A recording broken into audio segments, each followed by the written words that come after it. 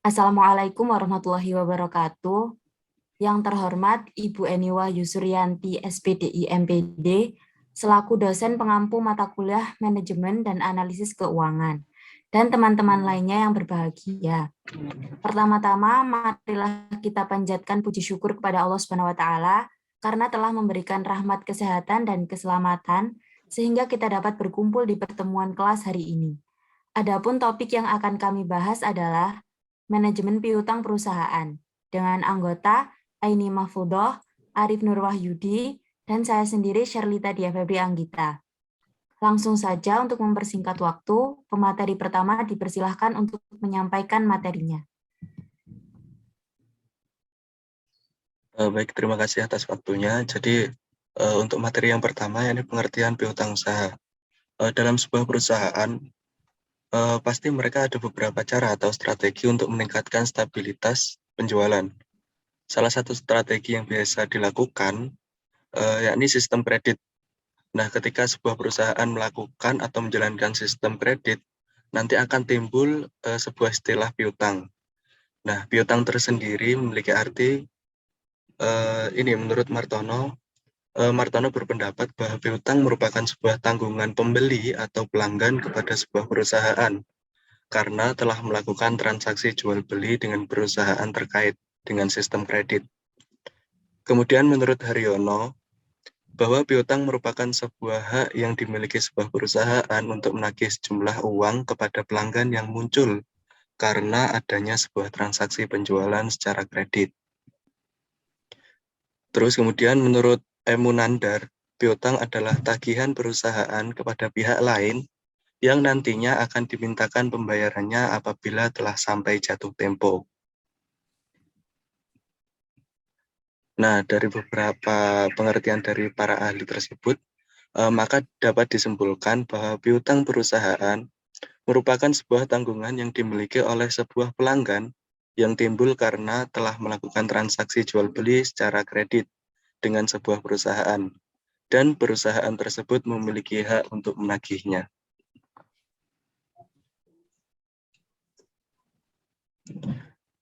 Nah, untuk yang kemudian hutang piutang perspektif Islam.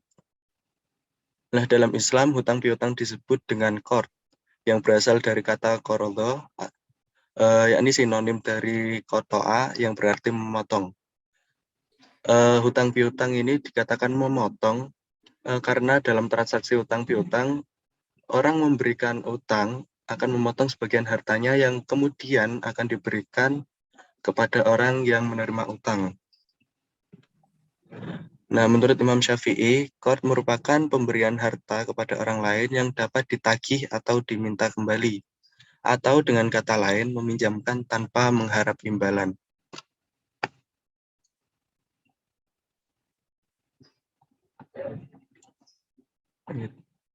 Nah, untuk dalil hutang piutang ini ada pada Quran Surat Al-Hadid ayat 11 dan Quran Surah At-Taghabun ayat 17.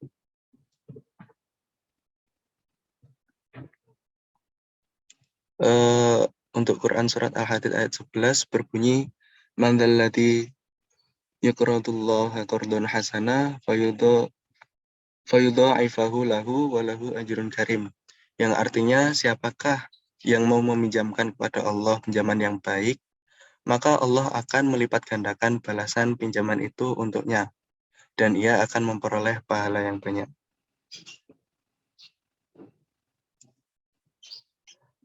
Kemudian Quran Surah At-Taghabun ayat 17 yang berbunyi, In tuqridullaha qardan hasana yudha'ifhu lakum wa yaghfir lakum wallahu syakurun halim. Yang artinya, jika kamu meminjamkan kepada Allah pinjaman yang baik, maka Allah akan melipat gandakan balasan kepadamu dan mengampuni kamu. Dan Allah Maha Pembalas Jasa lagi Maha Penyantun. Nah, dari dua ayat tersebut maka dapat disimpulkan bahwa qard merupakan sebuah harta. Dari dua ayat yang sudah dijelaskan tadi, yang sudah dibacakan tadi, maka dapat disimpulkan bahwa hutang piutang boleh dilakukan oleh umat Islam. Tak hanya itu, Allah juga akan memberikan pahala atau ampunan dosa bagi orang yang memberikan utang kepada orang yang membutuhkan. materi selanjutnya akan disampaikan oleh rekan saya. Terima kasih. Baik, selanjutnya adalah materi tentang jenis-jenis piutang. Yang pertama, menurut Kisno, piutang dikelompokkan menjadi dua, yaitu piutang lancar dan piutang tidak lancar. Piutang lancar adalah piutang yang akan ditagih dalam masa 1 tahun selama satu siklus operasi berjalan mana yang lebih panjang.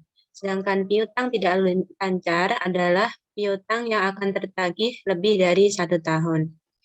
Piutang juga diklasifikasikan dalam neraca menjadi dua, yaitu piutang dagang dan piutang non-dagang. Piutang dagang adalah jumlah yang terutang oleh pelanggan untuk barang atau jasa yang telah diberikan sebagai bagian dari operasi bisnis normal. Biasanya piutang dagang ini berupa piutang usaha atau wesel dan wesel tagih. Yang kedua, piutang non-dagang.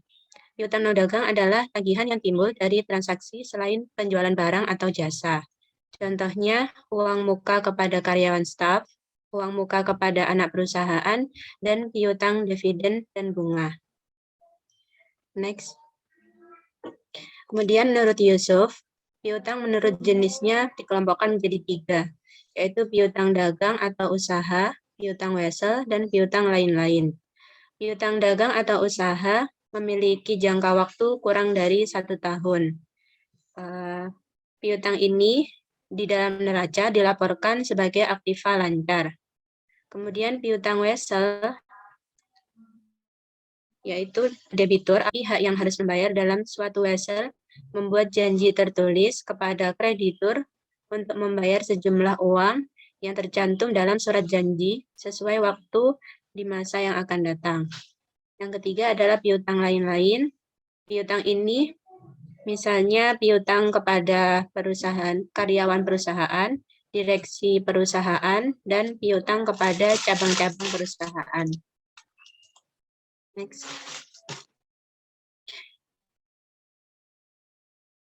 Selanjutnya, fungsi dan tujuan manajemen piutang. Fungsi piutang bagi masyarakat adalah menjadi motivator dan dinamisator peningkatan bagi masyarakat, memperluas lapangan pekerjaan, memperlancar arus barang dan arus uang, meningkatkan produktivitas yang ada, meningkatkan daya guna barang, meningkatkan kegairahan masyarakat, memperbesar per kapita masyarakat. Sedangkan tujuan piutang yaitu memperoleh pendapatan dari bunga kredit, memanfaatkan dan memproduktifkan dana-dana yang ada, memenuhi permintaan kredit dari masyarakat, memperlancar lalu lintas pembayaran, menambah modal kerja perusahaan, dan meningkatkan pendapatan serta kesejahteraan masyarakat. Untuk materi selanjutnya akan disampaikan oleh Mbak Sherlita. Baik, materi selanjutnya yaitu faktor yang mempengaruhi piutang usaha. Yang pertama, besar kecilnya volume penjualan kredit. Volume penjualan kredit yang diberikan kepada pelanggan akan ikut menentukan besar kecilnya investasi dalam piutang. Yang kedua, syarat pembayaran penjualan kredit. Dalam penjualan kredit selalu tertera jangka waktu jatuh tempo pada piutang dan apakah ada diskon yang diberikan. Yang ketiga, ketentuan tentang pembatasan kredit. Pada sistem penjualan kredit, setiap pelanggan akan diberikan batas maksimal kredit yang bisa diambil untuk masing-masing pelanggan harus sama, tetapi tergantung dari besarnya usaha yang dimiliki oleh pelanggan dan tingkat kepercayaan perusahaan kepada pelanggan. Yang keempat, kebiasaan pembayaran pelanggan. Dalam syarat pembayaran biasanya menawarkan diskon atau potongan apabila pembayaran dilakukan lebih awal. Yang kelima, kebijakan dalam penagihan.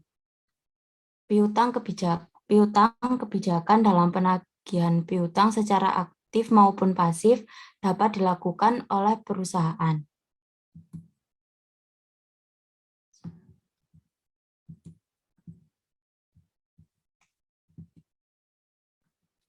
Yang selanjutnya, kebijakan manajemen piutang. Menurut Brigham dan Houston, kebijakan kredit merupakan sekumpulan aturan yang meliputi periode kredit, diskon, standar kredit, dan prosedur penagihan perusahaan yang ditawarkan. Kebijakan kredit terdiri atas 4 variabel, antara lain yang pertama, periode kredit adalah lamanya waktu yang diberikan kepada pembeli untuk membayar pembeliannya.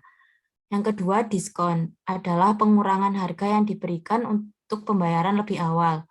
Yang ketiga, standar kredit mengacu pada kemampuan keuangan yang diminta dari pelanggan kredit yang layak untuk diterima. Yang keempat, kebijakan penagihan mengacu pada prosedur yang digunakan untuk menagih rekening-rekening yang telah lewat waktu jatuh temponya.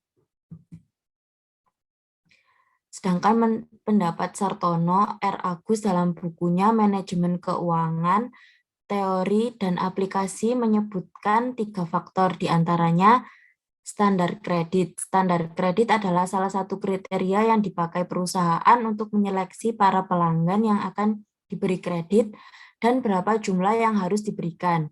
Yang kedua, persyaratan kredit. Persyaratan kredit atau credit term adalah merupakan kondisi yang disyaratkan untuk pembayaran kembali piutang dari para pelanggan. Yang ketiga, kebijakan kredit dan pengumpulan piutang. Berikut ini adalah beberapa keputusan yang ada di dalam kebijakan kredit dan pengumpulan piutang, yaitu yang pertama, kualitas account accepted, yang kedua, periode kredit, yang ketiga, potongan tunai, yang keempat, persyaratan khusus, dan yang kelima, tingkat pengeluaran untuk pengumpulan piutang. Yang ketujuh, permasalahan manajemen piutang. Adapun resiko-resiko yang mungkin timbul dalam piutang menurut Nitisemito Alex S, yaitu resiko tidak dibayar seluruh atau sebagian piutangnya, resiko keterlambatan pembayaran piutang, dan resiko tertanamnya modal dalam piutang. Pada dasarnya, manajemen piutang memiliki beberapa permasalahan, di antaranya yang pertama, menentukan tingkat piutang dagang terdiri dari volume penjualan kredit dan rata-rata periode antara penjualan dan penagihan tergantung pada kondisi ekonomi dan variabel kebijakan kredit. Yang kedua, standar kredit. Yang ketiga, evaluasi resiko kredit, misalnya dengan 5C, yaitu karakter, yaitu kemungkinan pelanggan mempunyai kemauan untuk memenuhi kewajiban. Yang kedua, capacity, yaitu pertimbangan atas evaluasi dan kemampuan membayar pelanggan. Yang ketiga, kapital, yaitu mengukur posisi keuangan secara umum dari perusahaan seperti ditunjukkan oleh rasio keuangan. Yang keempat, kolateral, yaitu ditunjukkan oleh aset pelanggan yang digunakan sebagai jaminan. Yang kelima, condition, yaitu dampak umum terhadap perusahaan atau perkembangan khusus di bidang ekonomi.